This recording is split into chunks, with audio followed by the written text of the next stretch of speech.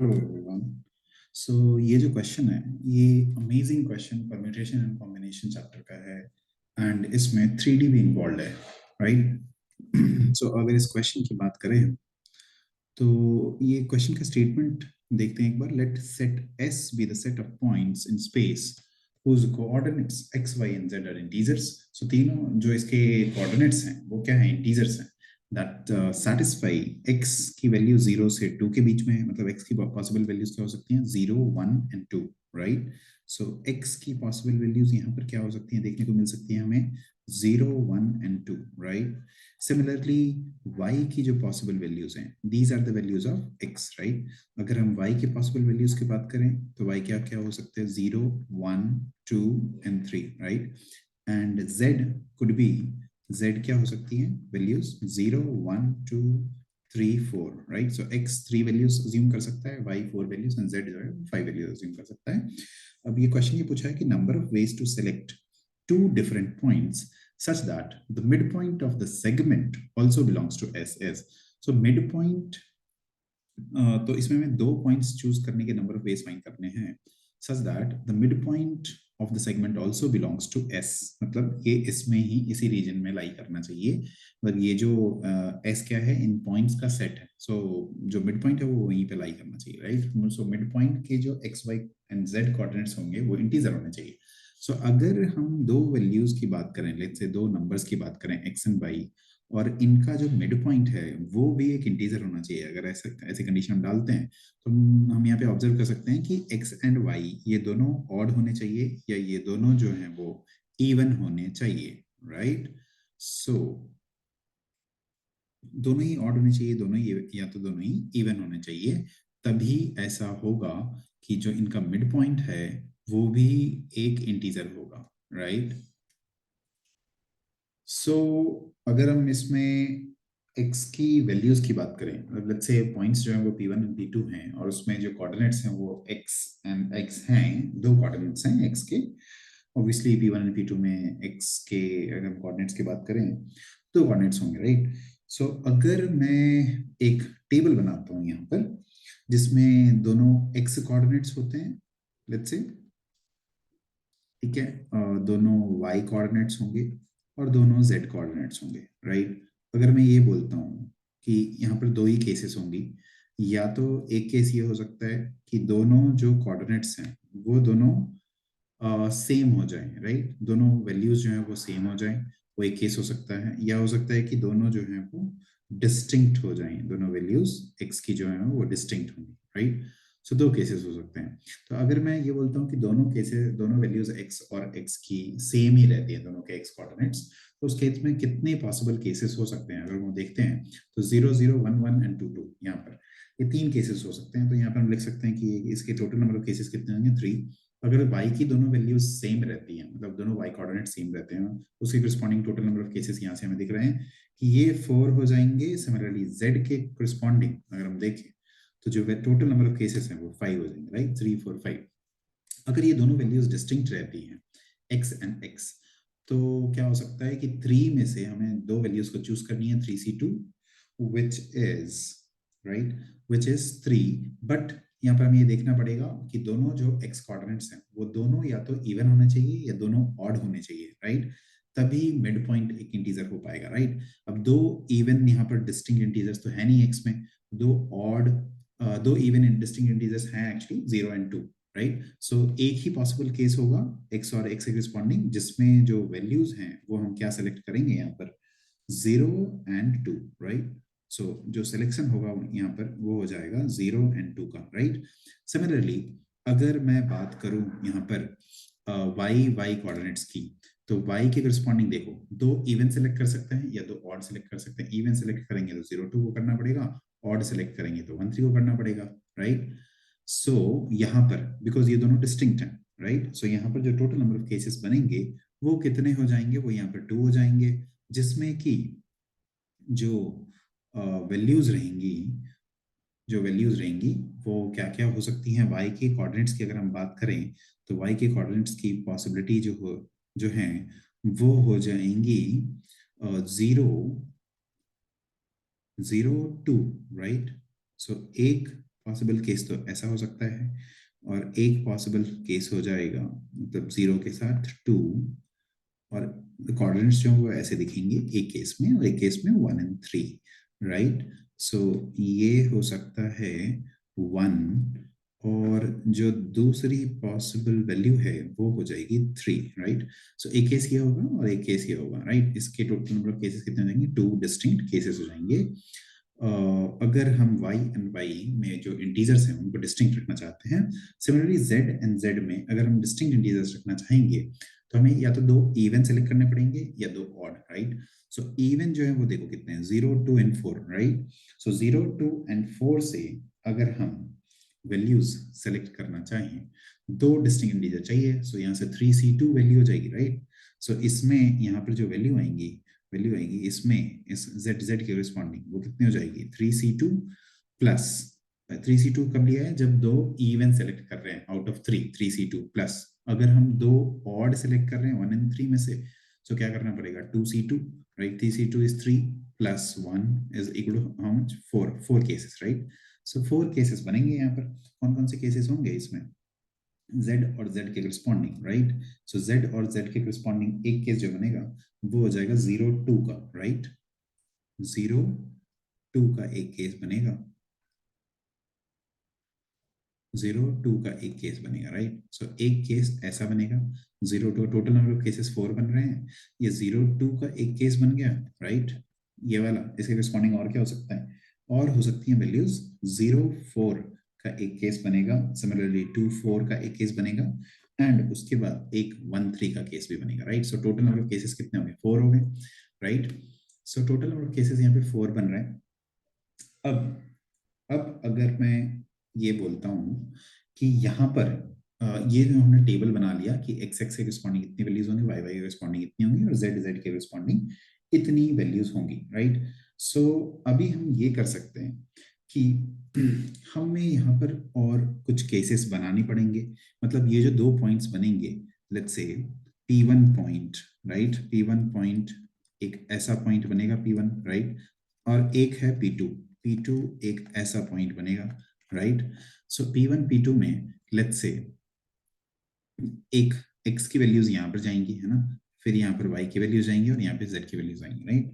सो इसमें ये हो सकता है कि जो x की वैल्यूज हैं और y की वैल्यूज हैं, ये हम ये बोल सकते हैं कि 2 डिस्टिंक्ट 1 अलाइक, यानी तो ये बोल सकते हैं कि जो भी पेयर्स हैं वो सारे के सारे पेयर्स जो हैं वो डिस्टिंक्ट होंगे, राइट। सो हम ये बोल सकते हैं, एक केस ये बन जाएगा कि all 3 pairs, right, all 3 pairs are distinct. Okay, all 3 pairs are having distinct values, right, having distinct values, as in कि जो भी पेयर है, none of the pairs are having equal values, right, none of the pairs are having equal values, as in कि एक case में ये वाला बन जाएगा, लेट्स से हम 0, 2 का एक केस ले लेते हैं, 0, 2, और ये x के करस्पॉन्डिंग हो जाएगी वैल्यूज, y के करस्पॉन्डिंग भी मान लो कि 0, 2 है, एंड z के करस्पॉन्डिंग वैल्यू भी मान लो अब 1 and 3 है, राइट। अब ये ऐसी वैल्यूज ले सकते हो कि ये x के करस्पॉन्डिंग ये वैल्यूज है, y के करस्पॉन्डिंग ये, और z के करस्पॉन्डिंग ये वैल्यूज हैं। तो इसमें क्या दिख रही है कि ये दोनों वैल्यूज जो है वो इक्वल नहीं है, सेम नहीं है। सो और एक केस ये बन जाएगा, so the first case is, first case हम ऐसा बोल सकते हैं कि all 3 pairs are distinct, right, all 3 pairs are distinct, right। फिर एक केस और क्या बन सकता है कि 2 distinct pairs and one alike और one equal, right। और एक और केस कौन सा बन जाएगा, 1 distinct and 2 alike, अलाइक मतलब दोनों इक्वल वैल्यूज। और अगर मैं बोलता हूं कि ऑल 3 अलाइक, सो ये ऑल 3 अलाइक का केस बनेगा या नहीं बनेगा, ऑल 3 पेयर्स आर अलाइक, ये वाला केस बनेगा या नहीं बनेगा अगर हम ऑल 3 पेयर्स अलाइक की बात करते हैं। मतलब ये x की वैल्यूज ऐसी 1, 1 दोनों हो, y की वैल्यूज भी लेट्स से दोनों इक्वल हो, और z की वैल्यूज भी इक्वल हो। सो अगर ये पॉइंट होगा तो इसमें हम यहाँ पर परम्यूट नहीं कर सकते इसे, मतलब 1 1 को ऐसा परम्यूट भी करेंगे तो 1 1 ही रहेगा, 2 2 परम्यूट किया 2 2 ही रहेगा, और 3 3 को भी अगर हमने परम्यूट किया तो ये 3 3 ही रहेगा। तो ये दोनों जो जो पॉइंट्स हैं वो दोनों क्या हो जाएंगे, दोनों सेम पॉइंट्स बन जाएंगे। तो ये केस जो है वो पॉसिबल नहीं हो पाएगा, ये हमें समझना पड़ेगा। सो ये जो फोर्थ केस है, this is not possible, right. So हमें 3 केसेस के कोरिस्पॉन्डिंग वैल्यूज फाइंड करनी पड़ेगी, राइट। सो फर्स्ट केस जो है वो यहाँ पर हमारा क्या है, all 3 pairs are distinct, right.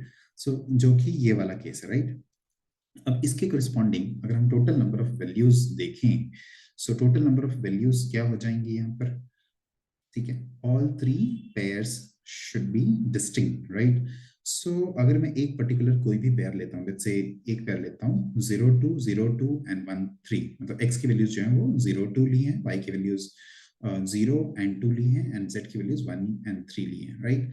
सो इस केस के करस्पॉन्डिंग अगर मैं पॉइंट्स की पॉसिबिलिटीज देखता हूँ, तो अगर x और x को अगर मैंने फिक्स किया 0 एंड 2 x को, तो y को हम परम्यूट कर सकते हैं 2 डिस्टिंक्ट वेज में। 0 एंड 2 को यहाँ पर मैं क्या कर सकता हूँ, परम्यूट कर सकता हूँ, अरेंज कर सकता हूँ। तो वो कितने 2 फैक्टोरियल वेज में होगा, इसे भी z को भी अरेंज कर सकते हैं, तो z भी 2 फैक्टोरियल वेज में अरेंज हो जाएगा। सो 2 इंटू 2 4 वेज में ये पर्टिकुलर जो कॉम्बिनेशन है वो अरेंज होगा 4 वेज में, मतलब हमें टोटल ऐसे 4 केसेस बनेंगे जिसमें इन वैल्यूज के करस्पॉन्डिंग हमें 4 केसेस मिलेंगे यहाँ पर, राइट। सो 4 केसेस मिलेंगे, राइट।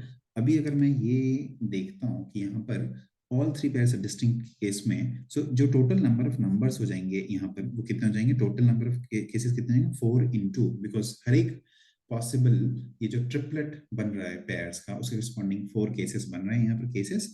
अब डिस्टिंक्ट चाहिए, सो एक्स डिस्टिंक्ट कितने वेज में मिल सकता है हमें यहाँ पे 1 वे में, राइट। सो 4 इंटू 1, और फिर इनटू वाई, टू वाई जो है वो हमें डिस्टिंक्ट चाहिए, वो कितने केसेस में मिल सकता है 2 केसेस में, एंड जेड कितने केसेस में मिल सकता है यहाँ पे मैं 4 केसेस में। सो इसकी वैल्यू कितनी हो जाएंगी, सो ये जो टोटल वैल्यू है वो कितनी हो जाएगी 32, राइट। ये जो है वैल्यू वो क्या है 32, राइट। सो इसकी वैल्यू है 32, राइट। अभी हम सेकंड केस देखते हैं, 2 distinct 1 alike, right. So 2 distinct 1 alike, let's say दो जो वैल्यूज हैं वो डिस्टिंक्ट रहेंगी और एक जो है वो अलाइक रहने वाले हैं यहाँ पर।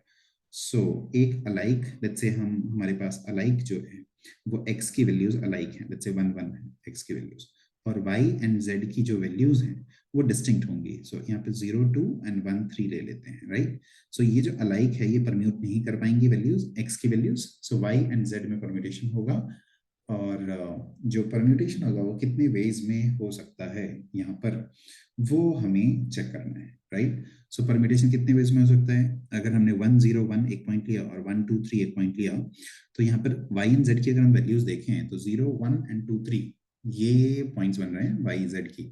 अब 0 2 के रिस्पॉन्डिंग 1 3 भी हो सकता है और 3 1 भी हो सकता है, इन दोनों को हम यहाँ पर परम्यूट कर सकते हैं, राइट। सो एक पॉसिबल कॉम्बिनेशन एक और बन जाएगा, basically total number of cases into 2 यहाँ पर आ जाएंगी वैल्यूज, राइट। सो टोटल नंबर 2 का एक मल्टीप्लायर आ जाएगा, राइट। सो यहाँ पर अगर टोटल नंबर ऑफ केसेस हम देखते हैं, सो इसके रिस्पॉन्डिंग एक और केस बन जाएगा यहाँ पर, बेसिकली वो क्या केस क्या हो जाएगा 1 1 0 2 एंड 3 1, राइट। ये भी एक पॉइंट हो सकता है, राइट, इस कॉम्बिनेशन के अकॉर्डिंग, राइट, एक पॉइंट ये भी हो सकता है। सो बेसिकली 2 का एक मल्टीप्लायर आएगा यहाँ पर, और 2 डिस्टिंक्ट और 1 अलाइक हमें चाहिए, राइट। 2 डिस्टिंक्ट एंड 1 अलाइक चाहिए। सो 1 अलाइक हमें यहाँ पर चूज करना है। सो 1 अलाइक हम या तो x की वैल्यू ले सकते हैं, या y की वैल्यू ले सकते हैं, या z की वैल्यू ले सकते हैं। अगर हमने x को अलाइक लिया यहाँ पर, राइट, 1 अलाइक, अगर हमने x को अलाइक लिया, सो वैल्यू कितनी हो जाएगी 1, राइट, राइट। एंड फिर हमें 2 डिस्टिंक्ट चाहिए, राइट। लेट्स से x को अगर हमने अलाइक लिया, राइट, सो x को अलाइक कितने वैल्यूज 3 केसेस, राइट। सो x को अगर हमने अलाइक लिया तो यहाँ पर कितनी वैल्यूज हो जाएंगी 3, एंड y एंड z में जो दोनों होने चाहिए वो डिस्टिंक्ट होनी चाहिए, राइट। सो 2 या 4 हो सकते हैं, 2 and 4, right. So 3 into 2 into 4 plus, right, so plus अब x को हमने अलाइक लिया था, अभी हम y को अलाइक लेते हैं। y को अलाइक लेंगे तो कितने पॉसिबल केस हो जाएंगे? 4, और y को अलाइक लिया है तो x एंड z को डिस्टिंक्ट लेना पड़ेगा, सो 4 इंटू 1 इंटू 4, राइट, प्लस अब हम तीसरी बार z को अलाइक ले लेते हैं तो हमें 5 केसेस मिलेंगे और x and y distinct distinct रहेंगे, सो 5 इंटू 1 इंटू 2, राइट। सो ये टोटल नंबर केसेस बन जाएंगे, कितने हो जाएंगे? 10 प्लस 16 26 और प्लस ये कितने हो जाएंगे? ये वैल्यू हो जाएगी टोटल 26 और ये हो जाएंगी 24, 50 इंटू 2 इज 100, सो ये टोटल केसेस हो जाएंगे 100, राइट। सो यहाँ से हमें 100 मिला, यहाँ से हमें 32 मिल रहा है। अब जो थर्ड केस है वो है one distinct two alike, right. So one distinct and two alike, so इसमें एक केस ये हो सकता है x, y and z, right. So एक केस हम ले लेते हैं इसमें। सो एक हमें डिस्टिंक्ट चाहिए, दो अलाइक चाहिए। Let's say x, y, y ये दोनों अलाइक हैं और y, y भी अलाइक हैं, ये 2, 2 ले लेते हैं। और z जो है वो डिस्टिंक्ट रहेगा, राइट। सो z को हम 0, 1 ले लेते हैं। अब हमने ऐसा लिया तो हर एक के करस्पॉन्डिंग एक ही पॉसिबल केस बनेगा इस कॉम्बिनेशन के करस्पॉन्डिंग, राइट। एक पॉइंट हो जाएगा 1 to 0 और दूसरा पॉइंट क्या हो जाएगा? 1 to 1, राइट। बट इसमें 0, 1 नहीं ले सकते हैं, बेसिकली 0 एंड 1 नहीं, बिकॉज 0 एंड 2 ले सकते हैं, 0 एंड 1 नहीं ले पाएंगे यहाँ पर, राइट। बिकॉज दोनों जो है वो इवन होने चाहिए, दोनों और होने चाहिए, राइट। तो 0, 2 भी अगर हम लेते हैं तो हर एक कॉम्बिनेशन रिस्पॉन्डिंग एक ही केस बनेगा, राइट। सो इंटू 1, मल्टीप्लायर यहाँ पे 1 रहेगा। सो बेसिकली यहाँ पर जो टोटल नंबर ऑफ नंबर्स हो जाएंगे वो कितने हो जाएंगे? 1 इंटू, अभी हमें क्या चाहिए यहाँ पर? 1 डिस्टिंक्ट, 2 अलाइक, राइट। सो 1 डिस्टिंक्ट मतलब x, y, z में से कोई एक जो है वो डिस्टिंक्ट रहेगा।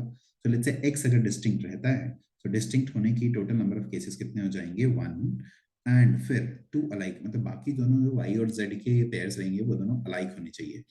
अब अगर x को हमने डिस्टिंक्ट रखा है, y के अलाइक और z के अलाइक होने के नंबर्स क्या हैं? 4 and 5, so 1 into 4 into 5, right, plus अभी हमें हमारे पास जो दूसरा केस है वो क्या होगा? y जो है वो डिस्टिंक्ट रहेगा। सो y के डिस्टिंक्ट होने के केसेस कितने हो जाएंगे? 2 इंटू x एंड z, ये दोनों जो हैं वो क्या रह जाएंगे? Alike. So x and z alike होने के केसेस हो जाएंगे 1, 4 प्लस। तो थर्ड केस है उसमें z जो है वो डिस्टिंक्ट रहेगा। सो z डिस्टिंक्ट होने के वैल्यूज के पॉसिबल केसेस कितने हो जाएंगे? 4, z डिस्टिंक्ट है और ये दोनों अलाइक हैं, राइट, 3, 4। एक बार फिर से इसे चेक करते हैं। फर्स्ट केस में डिस्टिंक्ट x लिया था हमने, 1 हो गया, 4, 5 प्लस y हमने डिस्टिंक्ट लिया था, y की पॉसिबल 2 है, और यहाँ पर y डिस्टिंक्ट लिया था 3, 5 होगा। ये एक्चुअली 3, 5 है वैल्यूज, राइट। सो ये जो है वो 3 है, this is 5, right, this is 5, right. 2, 3, 5 plus third case is z जो है वो डिस्टिंक्ट है, तो z के 4, 3, 4, ओके। सो ये कितना हो जाएगा? 20 प्लस 2, 3, 5 प्लस 4, 3, 4, ये जो टोटल वैल्यू है वो हम मल्टीप्लाई करते हैं, ये टोटल कितनी आ रही है? 98, राइट।